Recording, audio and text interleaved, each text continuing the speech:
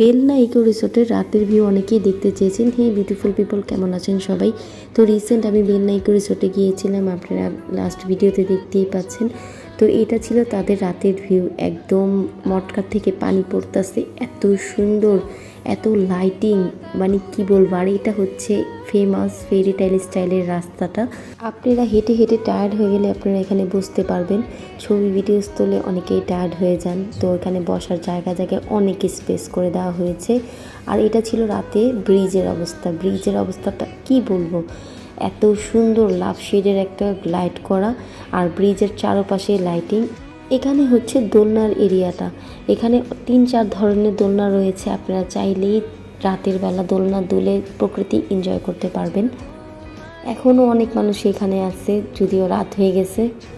আর এটা হচ্ছে boat ride area. এই এরিয়াটা আমার কাছে এত সুন্দর লাগছে রাতের বেলা। দিনের বেলা এত সুন্দর বোঝানো যায়নি ভিডিওতে, কিন্তু রাতের বেলা অনেকই সুন্দর লাগতেছে। আর এই তো বাবা ছেলের খুনসুটি।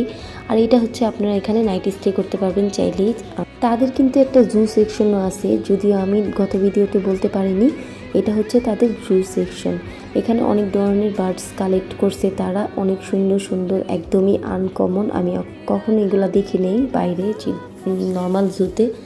তো এখানে রয়েছে নানা ধরনের মুরগিগুলো এত আনকমন, ফেসগুলো আপনারা দেখতেই পাইতেছেন, কি বলবো। আর এখানে আপনারা চাইলে এগুলো কিনে নিয়ে যেতে পারবেন, কিনে খেতে পারবেন, সব কিছুই এগুলো বিক্রি করা হয়। এই রিসোর্টটি আমার দেখা সবচেয়ে সুন্দর রিসোর্ট,